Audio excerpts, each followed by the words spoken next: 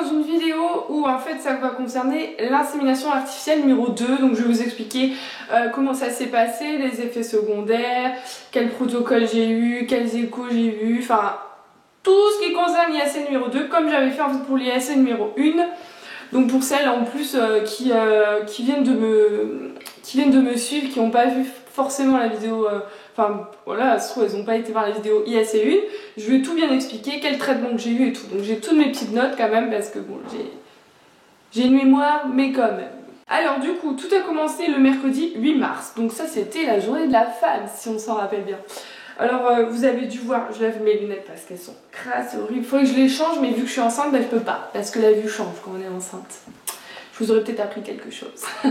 Donc ça s'est passé le 8 mars, donc c'était le journée de la femme. Alors là j'étais heureuse, de toute façon vous allez bien voir, vous avez bien vu, vous allez voir dans ma vidéo quotidienne IAC, je suis heureuse de les avoir parce que voilà, ça veut dire que c'est le début du traitement, donc on est contente surtout après la fausse couche.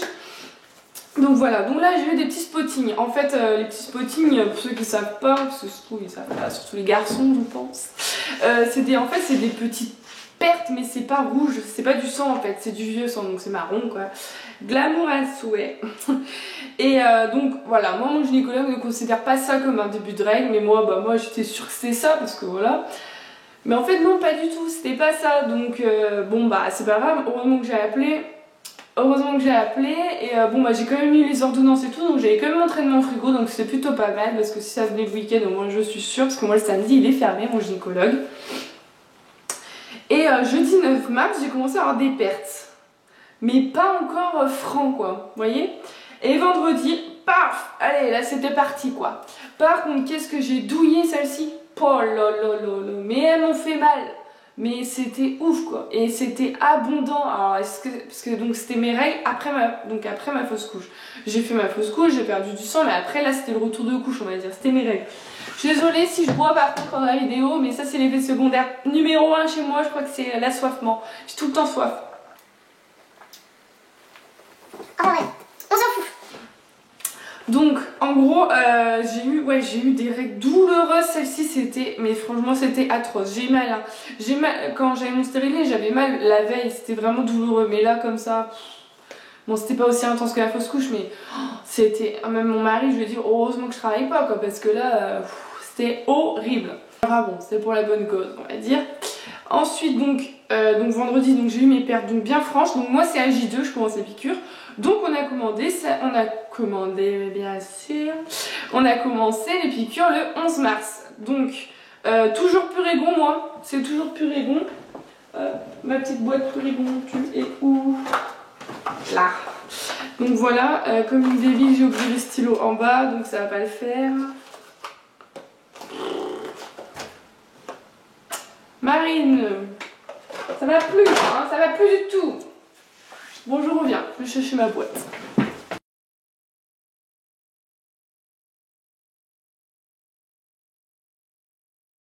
Me revoilà, donc c'était donc toujours Purégon, donc j'ai été à chercher parce qu'elle était au frigo.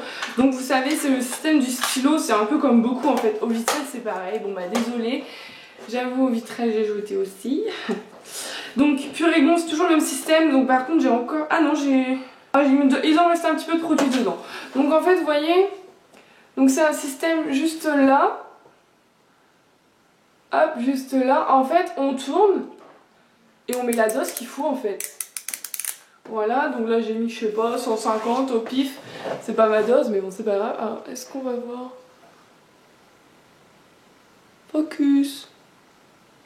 Voilà.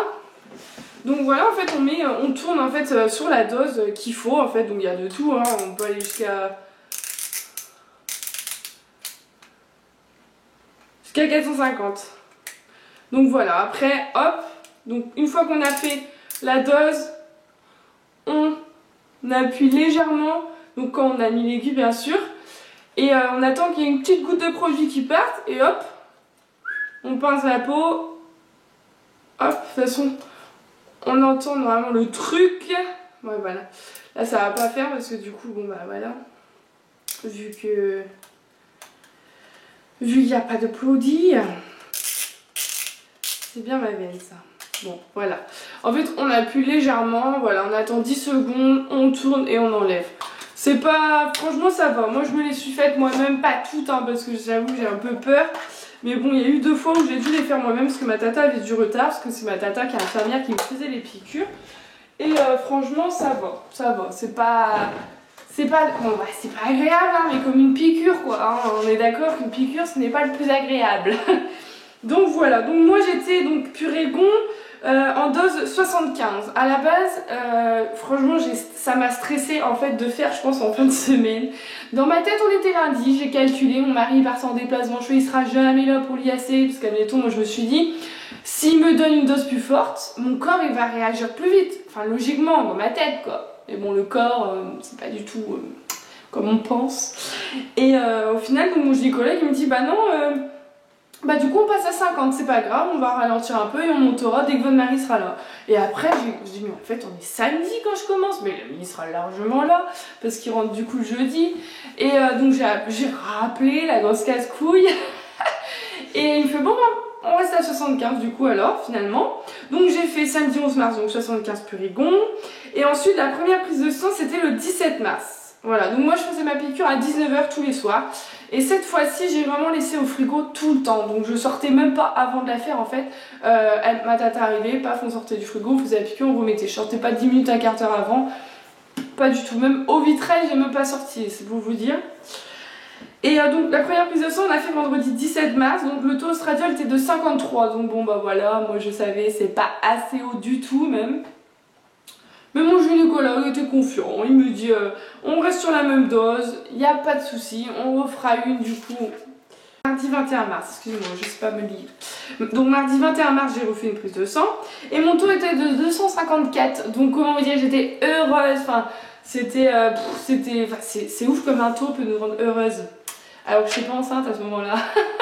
Mais non, c'était un très bon taux même. Donc là il m'a dit bon, on vient quand même faire une écho, on sait jamais, le taux a quand même bien augmenté. Donc à l'écho j'avais 2 follicules, donc comment vous dire que j'étais contente parce que je me suis dit j'ai bien travaillé, mon corps il travaille bien, il réagit bien au traitement. Donc de toute façon si même celle-là n'avait pas marché, on avait trouvé le traitement qui m'allait, la dose qu'il fallait, 75 c'était parfait. Donc voilà, donc j'en avais un de 15,65 et l'autre de 2, le deuxième de 15,85. Donc c'est très bien, il n'y avait pas une grande différence, donc ils sont très très collés quoi. Et donc j'avais un à droite, donc voilà, c'était un de chaque côté, on est d'accord, on équilibre. Hein. Ici chez Marine on équilibre, c'est à quoi à droite, à quoi à gauche. Mais là non, il y avait les deux, à droite et à gauche. Et donc l'endomètre était à 7, donc bon voilà, ça grandissait bien, mais c'était pas encore assez mûr. Ensuite, moi j'étais en arrêt dès le dimanche 19 mars parce que vraiment le traitement, en fait, je pense que c'est parce que la dose était plus forte. J'ai eu des effets secondaires que j'ai pas eu la première. J'avais des gros maux de tête, des vertiges. J'ai mal à la tête pendant l'ovulation, mais là c'était pas comme ça. Ah, moi j'avais peur, je me dis, mais qu'est-ce qui me fait. J'ai pas envie d'être malade, moi c'est pas le moment d'être malade en fait. Et mon médecin m'a dit non, c'est le traitement qui fait ça. Donc je fais bon, bah d'un côté j'étais rassurée, je me dis bon, bah c'est que ça fonctionne là-dedans, il y a quelque chose qui marche quoi. Et donc voilà, donc bon bah je me suis mise en arrêt, c'est comme ça, on sait qu'avec la PMA on contrôle rien. Ensuite donc le jeudi, donc 23 mars, j'ai eu une autre prise de sang et là elle était de 426. Donc là j'étais au summum quoi, là je me fais mais c'est ouf, enfin, là mon corps il réagit, il travaille, enfin j'étais contente, c'était une victoire, j'étais pas enceinte mais c'était une victoire pour moi parce que moi j'avais vraiment peur, vous savez mon taux ostradiol est bas. Bon bah voilà, c'est un signe que l'ovulation ne marche pas très bien chez moi. Bon, ça j'ai regardé sur internet, je vous avoue, parce que mon gynécologue il me protège tellement qu'il me dit pas grand chose. Je pense qu'ils diront mieux, on lui en dit mieux c'est, mais non moi c'est le contraire, plus on m'en dit mieux c'est en fait. J'ai envie de tout savoir, on ne doit pas me cacher, je suis une patiente, enfin je suis la patiente, je veux bien que tu me protèges, que tu sois gentille, mais non, tu me dis tout, je préfère tout savoir. Pour mon mari je sais tout, pourquoi pour moi je sais pas tout. Et donc du coup on a refait une échographie. Alors moi c'est toujours vessie pleine les échos, je sais pas vous mais moi c'est vessie pleine. Donc je vous avais déjà dit ça. Donc on boit. Mardi très bien, nickel. Par contre le jeudi, je dis pas de bêtises, ouais, mardi très bien, j'avais réussi à bien gérer en fait à boire. J'avais commencé à boire 1h15, 1h30 avant. Donc petit à petit, donc ça allait. Et jeudi je sais pas pourquoi j'avais rendez-vous à 14h... 14h30 si je me trompe pas, ouais, non 15h. Et je sais pas pourquoi j'ai commencé à boire à 14h15. Mais quel débile que j'ai fait.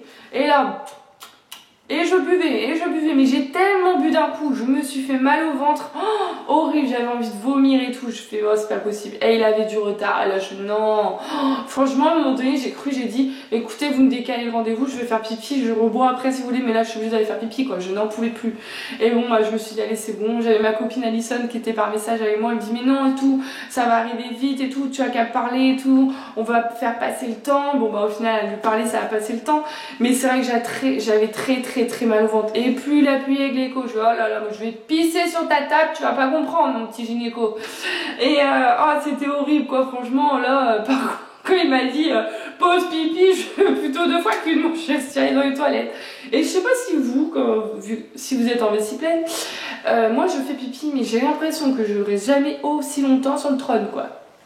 Je fais pipi, j'ai l'impression que ça s'arrête jamais et moi je sais qu'il m'attend du coup ça me stresse parce que moi en temps normal je déteste aller aux toilettes ailleurs que chez moi donc c'est un peu problématique ça aussi mais bon voilà là j'ai pas trop le choix parce que sinon je fais pipi sur moi dans le bureau, je pense qu'arriver assise dans le bureau je peux plus et en plus ou alors sinon je me retire jusqu'à la maison mais plus j'arrive à la maison plus j'ai envie de faire pipi, il suffit que je fasse tomber mes clés, moi je suis capable de faire pipi dessus enfin non quand même pas, je me concentrerai mais voilà c'est pour vous dire je vais pas me faire mal au ventre parce que voilà j'ai pas envie de faire pipi chez le gynéco hein. Donc voilà et là j'avais 2 follicules donc il y avait un de 20 x 14, donc très bien, et un 21 x 16. Donc vous voyez, ils se rapprochent vraiment beaucoup les deux. Et donc l'endomètre était de 8,6, donc très bien. On était bien là, déclenchement, ça allait bien se passer. Donc j'ai déclenché le soir même à 22h, donc par Ovitrel toujours. Donc comme je vous ai dit, hop, un petit coup. Comme je vous ai dit, j'ai pas sorti le produit avant comme on le comme on le conseille, j'ai pas fait. Alors bon bah vous avez vu dans ma vidéo, oui ça brûle c'est vrai, mais bon je me suis dit bon allez c'est bon c'est la dernière, y a pas de raison que ça c'est pas grave ça me brûle un peu quoi. Et donc j'ai fait l'IAC le samedi 25 mars. Alors par contre j'ai pas fait avec mon gynécologue parce que du coup vous savez que le samedi il travaille pas. Mais là il m'avait dit je fais parfois les IAC le samedi mais malheureusement je suis pas sur Brest. Donc il m'a envoyé vers sa confrère d'ailleurs qui m'envoie quand il partira en retraite donc c'est bien, ça faisait un premier contact avec elle, très gentil, bon bah je vais dire le nom, Dr Morcel à la clinique Pasteur, donc c'est une femme, donc moi niveau femme il n'y a eu que Mme Bellec, j'ai dit le nom.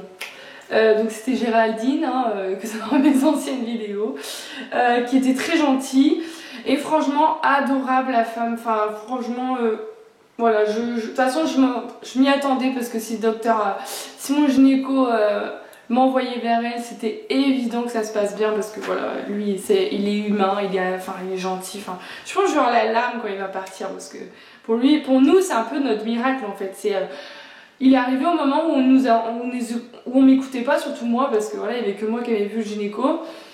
Et bah il a réussi à qu'on ait notre bébé en même pas 1 an, quoi. C'est énorme, quoi. Enfin, ouais, je pense que je vais avoir ma larme quand il va partir. Mais bon, on n'y est pas, Marine, c'est dans 2 mois. Donc très gentil. Alors bon bah du coup j'ai fait à la clinique Pasteur cette fois-ci, donc c'est un cadre plutôt, c'est quand même assez médical parce que le cabinet du gynéco c'est quand même, voilà c'est le cabinet privé, donc la pièce est un peu plus, voilà. Là moi j'ai fait dans la pièce vraiment où genre avant ils accouchaient je pense, même où ils font les ponctions je pense, donc voilà, c'est très médical, il y a la petite fenêtre. Allez hop, et l'échantillon monsieur, madame, nanana. Il y a la petite fenêtre, enfin c'est vraiment très médicalisé. J'étais un peu stressée, c'était surtout le fait que ce soit pas mon gynéco qui me le fasse, mais voilà, elle nous a bien mis à l'aise, donc voilà. Par contre, en ce qui compte, donc à 8h on avait rendez-vous donc pour le recueil à monsieur. Donc cette fois-ci je l'ai accompagné, j'avais dit sur Insta que peut-être je l'accompagnerais, je l'ai accompagné. Alors heureusement il m'a dit, on a eu la pièce la plus insonorisée parce que moi il m'avait dit la première fois il a vu une pièce, genre il entendait le biologiste rigoler avec ses copains, copines, il dit c'est très dur de se concentrer quoi. Et là on a eu la pièce vraiment, la télé, canapé, enfin vraiment la belle pièce quoi.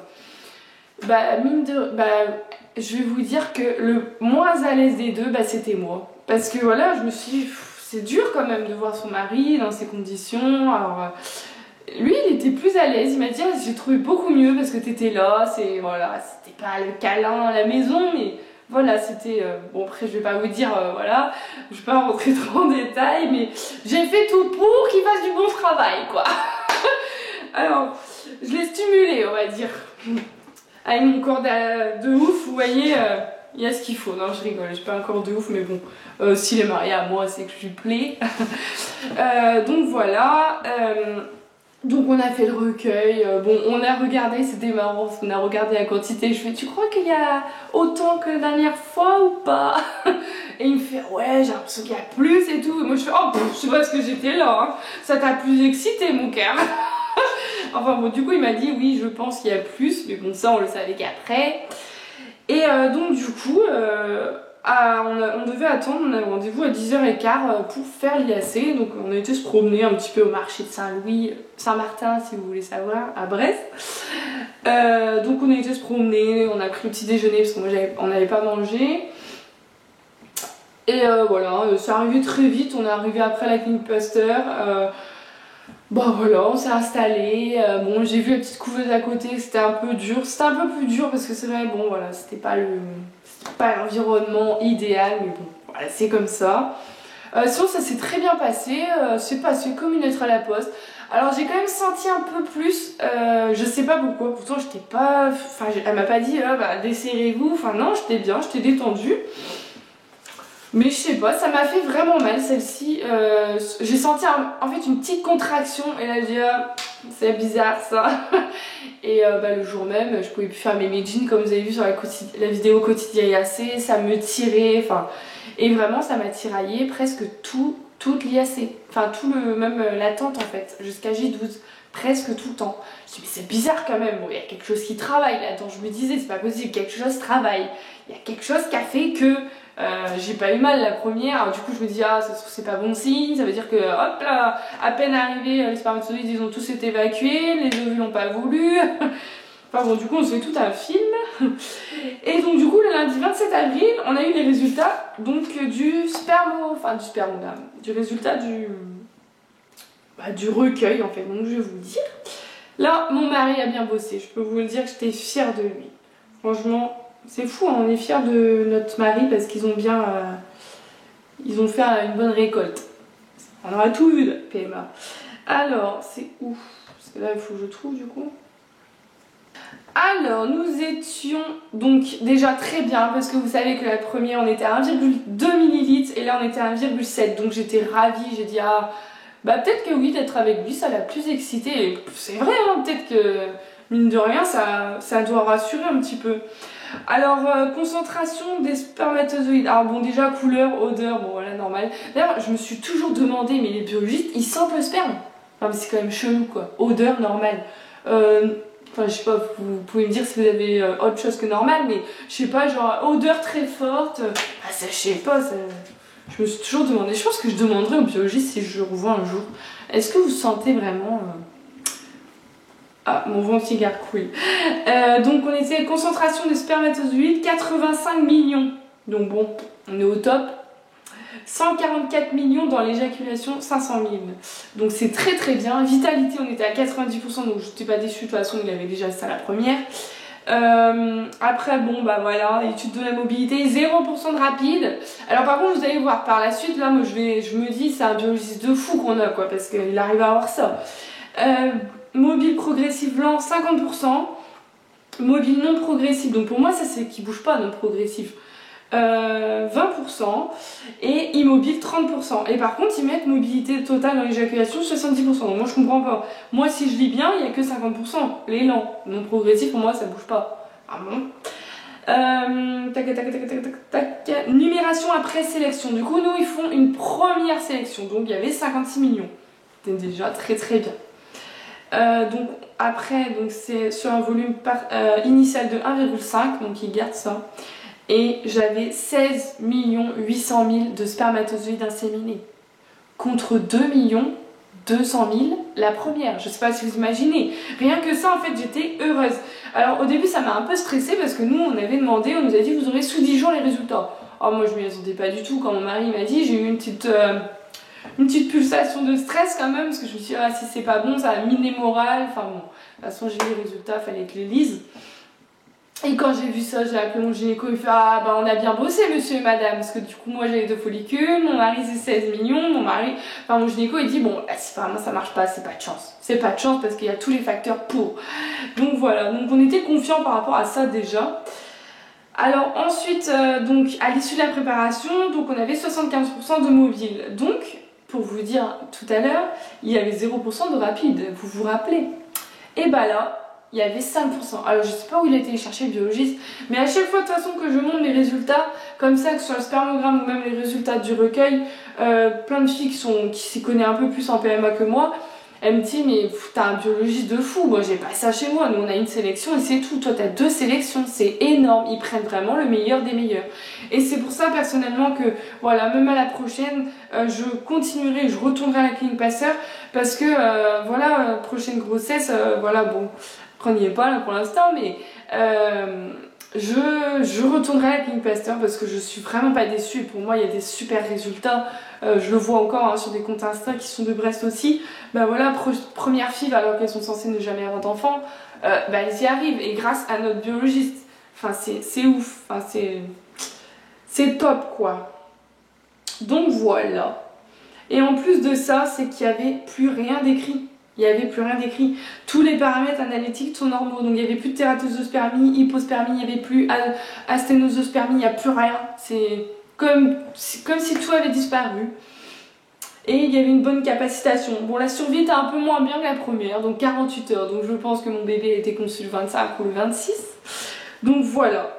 Sinon, en ce qui concerne les effets secondaires, je vous ai dit, c'est les tiraillements vraiment en bas du ventre. Et sinon, j'ai pas eu vraiment. Donc j'ai fait la prise de sang le 6 avril, pardon.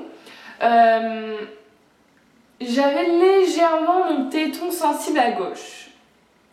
Bizarrement, je sais pas pourquoi. Après, voilà, ça tiraillait beaucoup. Donc avec mon mari, on se disait ça a travaillé, c'est pas possible, il y a quelque chose qui s'est passé. Et bizarrement, bah, le jeudi 6, il n'y avait plus rien quoi. Donc je pense que c'est dans la tête aussi. C'est la tête qui se dit bon allez, on lui enlève tous ses symptômes, comme ça elle va croire que voilà, c'est négatif. Donc comme vous avez vu, c'était positif. Voilà. Voilà, après, bon bah je vais pas parler plus là, je vais vous raconter un peu mon premier mois de grossesse, mes effets secondaires, enfin mes symptômes, comment je réagis, enfin voilà, ça sera dans une prochaine vidéo, parce qu'on m'a bien dit que des vidéos de 35 minutes c'est énorme, moi je sais pas combien, là on est à 25 minutes, bon je vais couper un peu donc ça va aller. Donc voilà, sinon... je profite de vous dire, donc j'ai un peu vlogué aujourd'hui, on va dire le mot vloguer, parce qu'en fait je me rends compte que sur ceux qui m'ont pas sur Insta, ils me connaissent pas réellement. Sur Insta je raconte beaucoup, je partage beaucoup mon quotidien, mais sur YouTube pas vraiment au final parce que je fais mes vidéos, mais c'est tout. Donc voilà, j'ai un peu vlogué aujourd'hui, je vloguerai du coup, donc on est mardi 18, donc jeudi j'ai ma prise de sang, je sais plus ce que je raconte, ma première échographie pour notre petit panda. Donc voilà, je vous enverrai un peu, je vous raconterai un peu ce qu'on m'a dit, et voilà, comme ça au moins vous aurez pas tout, mais vous aurez une partie de mon quotidien sur YouTube. Et voilà, comme je travaille pas, ça me fait plaisir de partager ça avec vous, et je peux me permettre, j'ai le temps, donc voilà. Sinon, pour vous dire, j'ai créé, donc comme je vous ai dit dans la vidéo quotidien essai, j'ai créé une page Facebook, donc c'est PMA Baby Life, P majuscule, comme ça je vous tiendrai au courant de toutes les vidéos que je ferai, des sujets de vidéos que je ferai, si j'ai besoin de vous, pour des questions, enfin voilà. Ça permettra de partager avec ceux qui n'ont pas forcément Instagram ou Snapchat. Et voilà quoi, je pense que j'ai tout dit. Ça fait du bien de faire une vidéo un peu où je suis souriante, plus motivée, parce que j'avoue que je suis très fatiguée en ce moment, mais c'est pas grave, c'est pour la bonne cause. Voilà, je pense que j'ai tout dit. De toute façon, si vous avez des questions, vous savez, vous répondez, que ce soit en commentaire, par mail, sur Snap, sur Facebook, sur Instagram, partout. Je vous donne pas mon numéro quand même. Mais voilà, vous avez quand même un bon nombre de possibilités pour communiquer avec moi. Je vais vous laisser sur cette fin. Vous aurez bien compris qu'il n'y aura pas d'IAC numéro 3. Normalement, on touche du bois, on croise les doigts.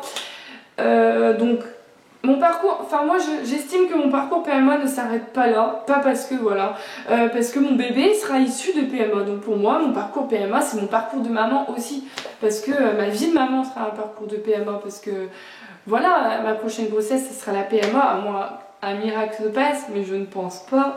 Je n'oublie, enfin surtout ne croyez pas que je vais arrêter le sujet PMA, j'ai plein de vidéos en tête qui concerneront la PMA. Bien sûr qu'à un moment donné, je pourrais plus parler de PMA parce que je serais plus dedans, on va dire. J'aurais plus les piqûres, j'aurais plus le protocole. Mais je n'oublie pas d'où je viens, je n'oublie pas comment j'aurais eu mon bébé.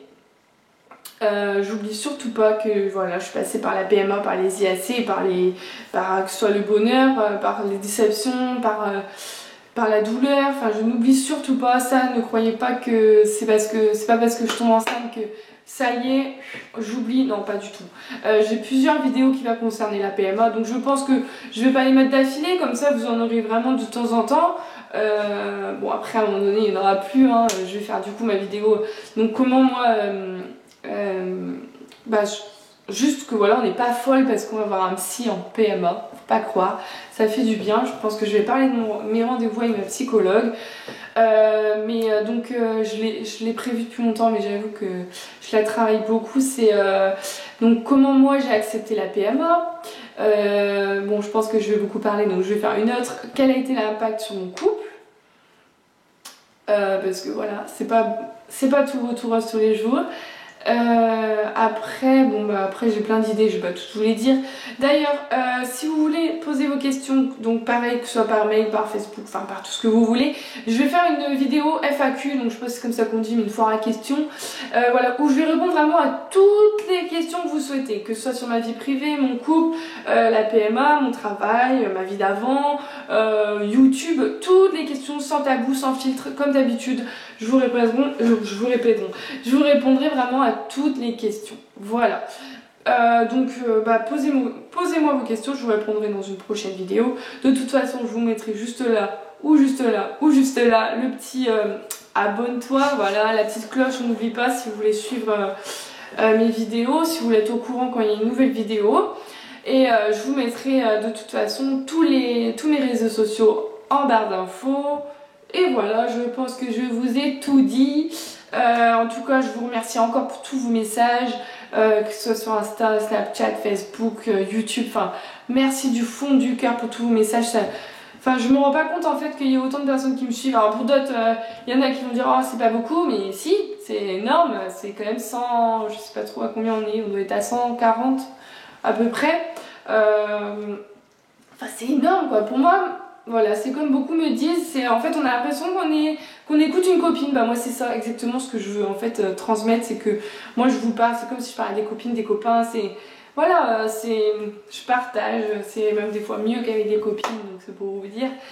Voilà, je vais pas rester plus longtemps parce que je vais encore parler énormément, mais je vous remercie du fond du cœur pour tout votre soutien, tout votre amour que vous m'envoyez. Il y a des messages sur Instagram que j'ai eu qui m'ont touché. Bon, on va mettre ça sur les hormones, j'ai pleuré, mais c'est ouf, enfin ouais, j'ai pas de mots en fait. Je vous fais plein de gros bisous et je vous dis à très vite dans une prochaine vidéo.